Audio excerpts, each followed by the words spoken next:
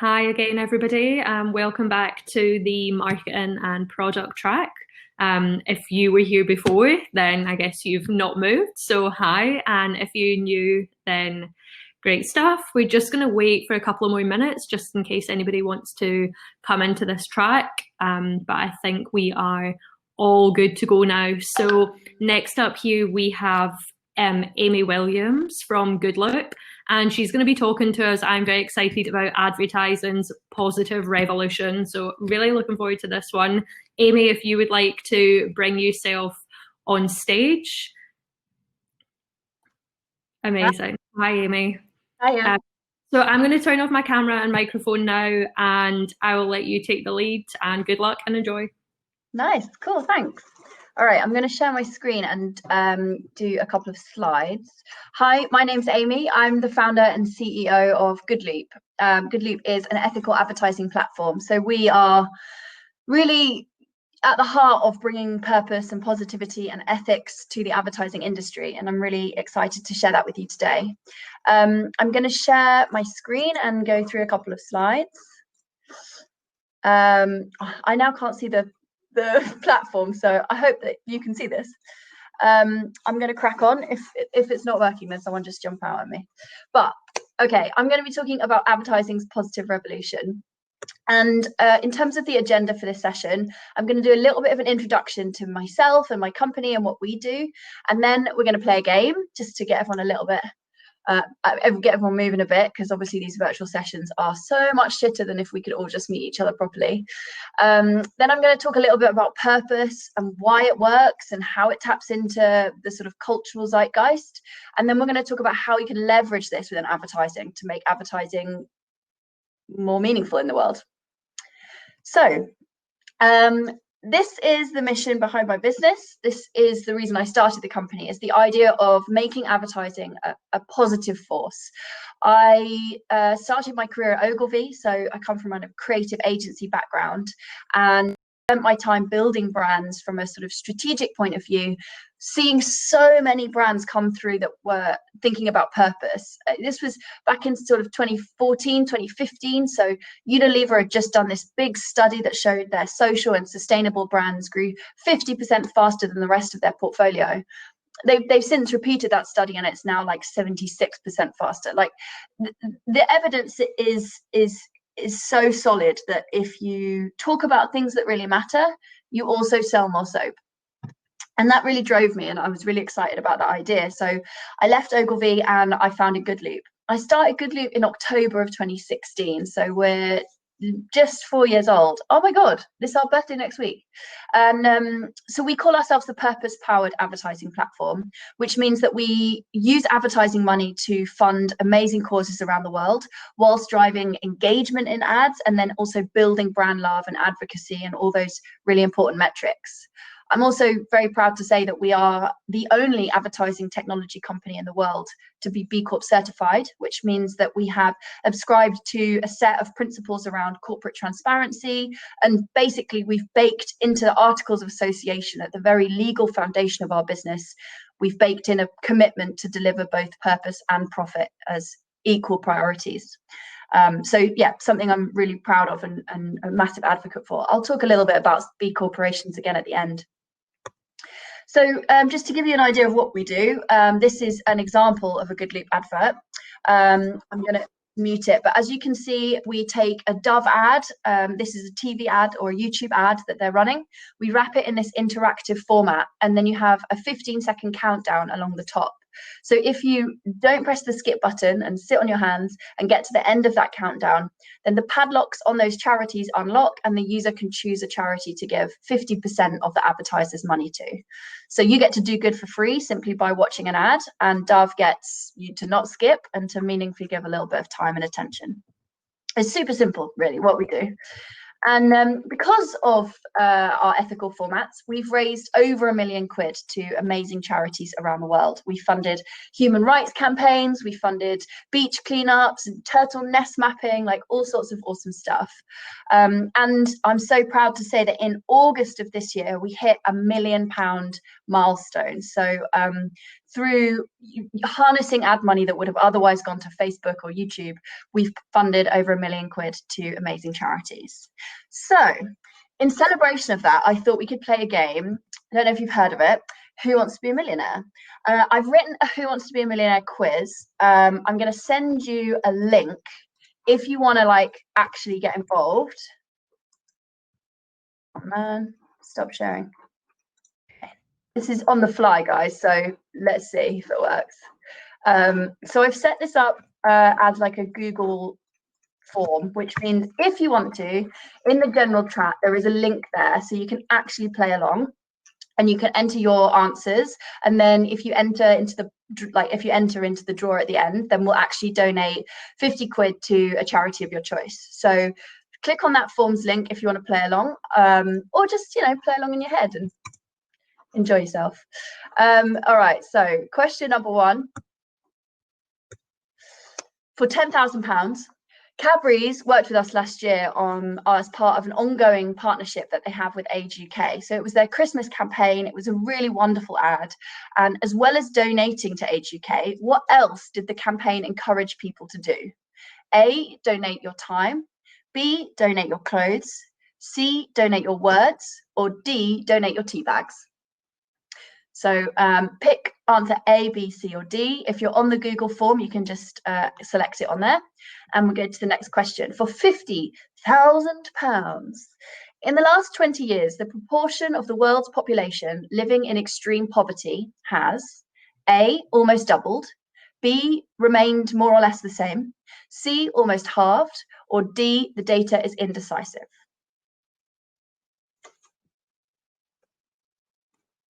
Okay, question 3. For £100,000, after donating $5 million towards ending gun violence and descending upon Capitol Hill to deliver more than 700,000 postcards, footwear brand Tom's celebrated a huge victory recently.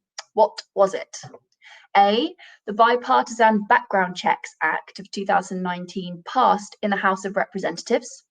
B, Trump paid more than $750 in income tax. C, their campaign was televised. Or D, their hashtag was trending on Twitter for the whole month of May.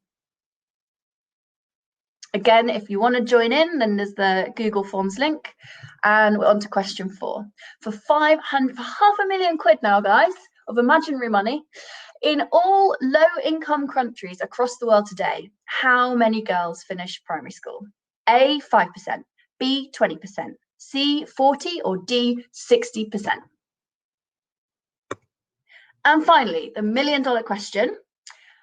In 2004, Dove reimagined advertising with their body positivity campaign, showcasing a multitude of different women. But what initiative also came out of this campaign that has helped more than 20 million young people globally? A, the Dove Self-Esteem Project, B, the Dove Real Women Initiative, C, UN Women, or D, Loose Women, the TV show. So if you want to submit on there, we'll donate 50 quid to the winner to a charity of your choice. But if not, then I just wanted to say that the reason I wanted to start with that quiz was it's inspired by this book. It's called Factfulness by Hans Rosling. And it's a book that talks about the reasons why things are better than you think. It talks about how we so often, because of the media, because of, the news cycles that we're in, we so often can get a really negative perception of the world. But to just go back to some of these questions, in all low-income countries across the world today, 60% of girls finish primary school. I would be interested to see how many of you got that right, because typically it's so low. People think it's way less. Again, with this question, in the last 20 years, the population living in extreme poverty has almost halved. The answer is almost halved. And this book by Hans Rosling is a really fantastic look at how much we've improved. We're living in the longest period of peace humanity has ever lived through. We are doubling the child mortality rate every 5 years, I think now. It's a fantastic book for having a more pragmatic view at where we need to focus to improve the world. And as Goodloop is a brand that donates to charities around the world, I thought it was a really important part of educating myself about how we can prioritize to make things better. So I'd really recommend you check out Factfulness. And as I say, you know, we've given over £1 million to charity, but we aren't a charity. And this is what I wanted to really talk to you about, is this idea that we don't donate to charity because we're good people. God, no. We donate to charity because it's a competitive advantage, because it drives business benefits, right? We deliver like better engagement rates, better ad recall. We deliver uplift in brand sentiment, these business metrics that are driven because we do good. And that idea of sort of harnessing real world impact to deliver improved engagement, improved brand love, improved business results, that is what inspires me about Goodloop and what inspires me about social business. So ethics plus effectiveness is really the takeaway point here, and talking about social impact as a competitive advantage. But I wanted to unpick a little bit why social impact can be such a competitive advantage. Why does it drive such good business results? So Greta Thunberg is what is she now, 17? A 17-year-old Swedish schoolgirl who is treated like a global rock star, right? And she's got this global platform because she's talking about something that really matters. And this idea of giving a shit about the issues in our world is become increasingly mainstream. This idea of good is the new cool, it's not mine. It's in this book, Good is the New Cool by Afdel Aziz and Bobby Jones, the second orange book I'm going to recommend today. And they really talk about how if you look at some of the best, most exciting, fastest growing brands today, they've got a point of view on the world and they're improving the world. You know, Tesla is improving our electric connectivity, and Warby Parker give a pair of glasses every time you buy a pair of glasses. So baking ethics into their brand is how they create success.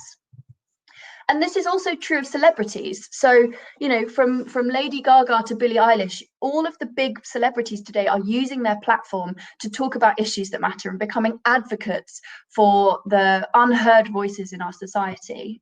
And I think it's a really lovely quote by Megan Rapinoe summarizes it. So she is an American football player. She was nominated by FIFA as the world's top player.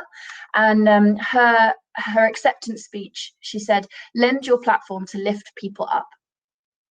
So we're operating in this world where we're seeing celebrities talk about the issues that matter. We're seeing them take a knee. We're seeing them, you know, really take a stance and change things. And so it's making us much more active at a consumer level. You know, we're going on the streets, we're protesting, we're getting angry.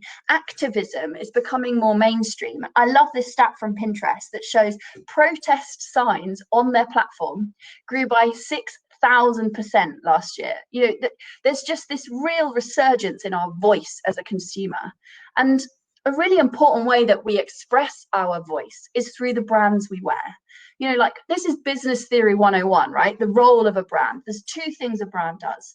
One, it adds reliability and trust. And two, it's a form of self-expression. When I wear Patagonia shoes or you know, when I buy Toms, I'm putting those labels onto me because it says something about me. And so brands, when they have a purpose, they are an enabler of our own social values, and they're enabling us to express the things we believe in. And they also enable us to take action. So when we hold our wallets and when we spend £1, we are voting for the world we want to live in. And I use this Heinz example because it's one that's personal to me. When I go in the supermarket and I can buy Branston beans or I can buy Heinz beans, I always buy Heinz. And one, it's because I'm not a sicko, but also I know that they work with Magic Breakfast. It's an ongoing partnership they have. Magic Breakfast is a fantastic charity that gives free breakfast to kids around the UK. Breakfast is by far the most important meal if you look at school performance, and they do it in such a fantastic way. And I know this campaign very well. It's a campaign that Heinz worked on with Goodloop. And so it drives my purchase. It genuinely does make me more loyal to the Heinz brand. And so I wanted to back that up with some studies that aren't just my own opinions about baked beans. So I thought I'd pull up this Zeno Strength of Purpose study. So these guys study 8,000 participants across 8 markets. So it's a truly global look at purpose. I'd recommend you look at it. But the 2 stats that stood out for me: you're 4 times more likely to purchase from a purposeful brand, and you're 6 times more loyal. 6 times more likely to recommend, and 6 times more likely to forgive if a brand screws up. I mean, that's gold dust for a business. It's really important to build that value. So I think it's fair to say that brand purpose, it facilitates us to express our own values as consumers, right? So in summary, Beyonce is cool, and Beyonce uses her platform to make a difference. She lends her voice to issues like the Black Lives Matter movement. And because of influencers like her, it's become cool to care. And because it's cool to care, purpose doesn't really matter in and of itself. What matters is how your brand purpose helps me to express and act on my values. And this is something I think is really difficult, is the idea of how does your purpose, your brand purpose, benefit your consumers? Not how does it benefit you as a business? And that, if you can differentiate those two things, and if you can focus on purpose as a consumer benefit, then you'll build a much stronger proposition, and you'll build a much more emotional connection with your audience. I mentioned before B Corps, and I think B Corps are a really lovely example of how we can empower people through their wallets. So the B Corporation is a corporation that has signed up to this Declaration of Interdependence. As I mentioned before, you change your legal articles of association to really commit to balance stakeholders and shareholders equally. So I now, as the director of a B Corporation, am legally responsible not just for my shareholders and not just for profit, but also for my community, my environment, my society, and my customers and my workers. So it's a really holistic look at how a business can genuinely be how a business can genuinely be a tool to improve the world, rather than simply a vehicle for personal wealth. So if you go on to the B Corp website, you can see exactly how much Good Loop has scored across these key impact areas. And this is a big principle of the B Corporation movement, is transparency. And I think this level of information and transparency is how we're going to empower consumers. So you can see exactly how we score. You can see how Patagonia scores. I mean, they're wiping the floor with us, but we're working on it. And you can see how other companies score. Danone is the world's biggest B Corp. Danone Waters became a B Corp at the end of last year, a fantastic achievement for a business of their size. And The Guardian became the first global publisher to achieve B Corporation status. So I'd urge you, if you need a lawyer or a designer, or if you fancy buying some tea bags, go on the B Corp, what's it called, like the B Corp website. What do they call it? Anyway, go on the B Corp website, and you can enter in what you're looking for, and it will show you all of the companies that offer that service or product that are B Corp registered. And you can see exactly how they deliver on everything from workers' rights through to carbon offsetting. And I wanted to show one other example of how consumers can drive their purchase decisions based on their ethical values. This app, Good On You, is starting to make real waves in the retail sector. And essentially, you can go on there, you can enter your dress size, and you can say that you're looking for a dress for your mate's wedding. But then you can also categorize it by the company's impact on people, planet, and animals. And so through those lenses, you can start to make purchase decisions that are not only fashionable, but also ethical. So again, bringing ethics and effectiveness together, using ethical credentials as a competitive advantage, because people on this app are more likely to buy your products. And the final movement in this space is Zebras. So Zebras takes all the inspiration from B Corps and applies it to Silicon Valley.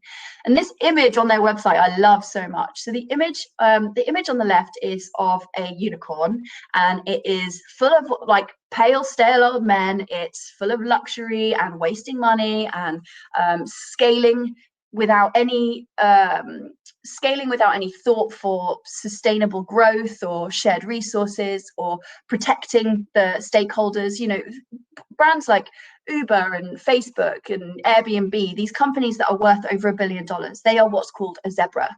They are called a unicorn. The opposite is a zebra. So a zebra is this concept of a startup or a technology company that is built with diversity and shared resources and collaboration at the core of what they stand for. So it's a voluntary organization, shares resources, shares investor networks, shares talent, so that it can really create an all boats rise situation for startups that are looking for sustainable growth. And it's a really young movement, but it's really creating a global, it's really capturing a global attention at the moment. So well worth looking into. So in summary, I've got a weird build. So in summary, I've given you 2 orange books to read. The first, Good is the New Cool by Afdal Aziz, and the second is Factfulness by Hans Rosling. Both incredibly useful at thinking about how we can focus our efforts to make the most impact and how we can frame that impact within the cultural zeitgeist, within the layers of cultural context that make cool and good so intertwined today. We talked a little bit about how to meaningfully scale impact by framing it within a customer benefit rather than within a business benefit, and thinking about the role that your impact or your purpose plays in a customer's life when they're trying to express what they believe in. Building ethics into your core by joining movements like the B Corporation movement, so that consumers can do good through you. When they spend their pounds with you, they can do good by proxy. That is a really powerful way to use your business as a force for good. And to leverage the communities and platforms that empower ethical decisions to actually help everyone move towards more ethical purchasing and more ethical consumption. If this is interesting, my team are actually building a purpose marketing course. So it should be live at the end of this month, actually. It's on the Future Learn site. And if you're interested in joining, then just drop me a note. This is my email. Oh God, weird build again. This is my email, amy@goodleap.com, or you can find me on LinkedIn. And yeah, if you have any questions, just pop them in the Q&A. It'll be lovely to chat further.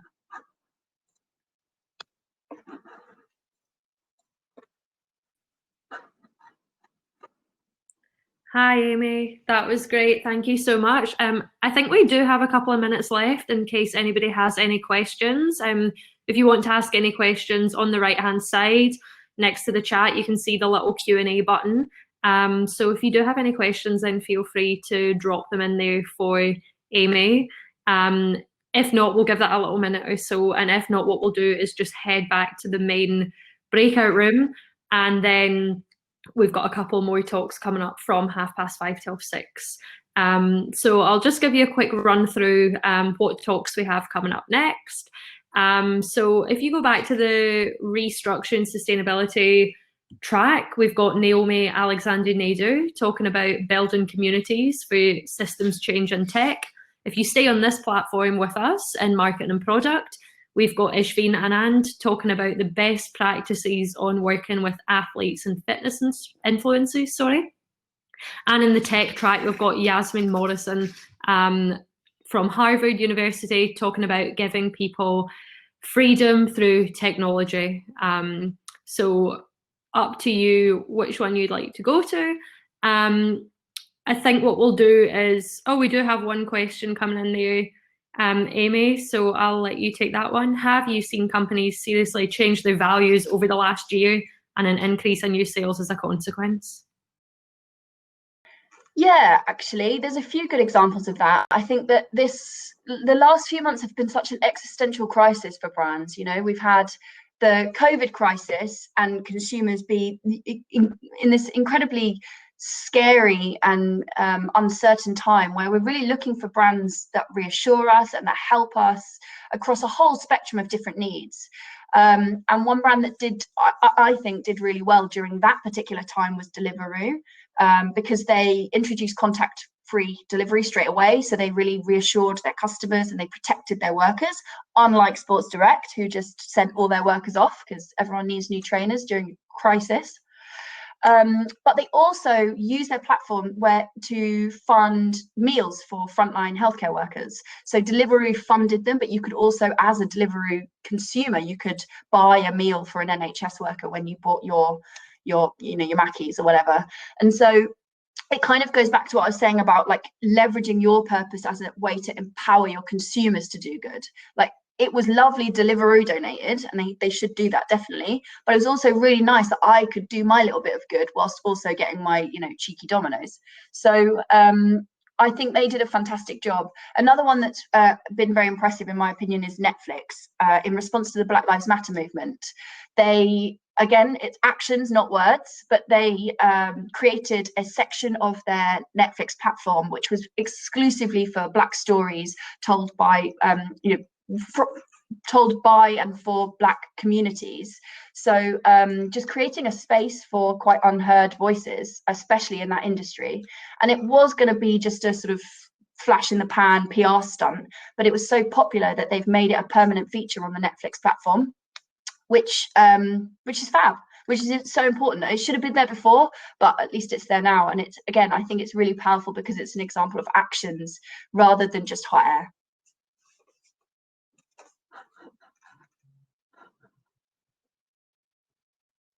Can you share the Future Learn course, please? Oh, so it's not live yet. We're still writing it, but how's the best way of getting in touch? Well, if you just email, I'll put my email here. If you just email if you're interested in the course, and we'll send you the email when it's ready. We're like desperately trying to get all the content written. We've interviewed Ben and Jerry's, we've interviewed like loads of interesting brands and stuff. So hopefully all the content should be done this week, and then we'll go live. Perfect. Thanks so much, Amy. I don't actually think we've got time for any more of the Q&As now, because I think we need to switch rooms, but thanks so much for answering that one. And I think people can chat to you privately as well, can't they? I don't know if there's a chat function for you as well. So if you want to ask Amy or sort of hear from what question you've put there, you can always do that as well. What I'm going to do now is take us all back to the main floor. And you'll have a couple of minutes to swap rooms. So just remember, if you can't, well, I'm assuming everybody's fine in here. The doors are at the bottom. I know that some people had a bit of a struggle actually seeing them. So just sort of like drag the screen and you should be able to see those doors, which will either take you back to the restructure room or the tech room as well. So we'll give you a chance to switch now. So thank you so much again, Amy, and enjoy the rest of the conference.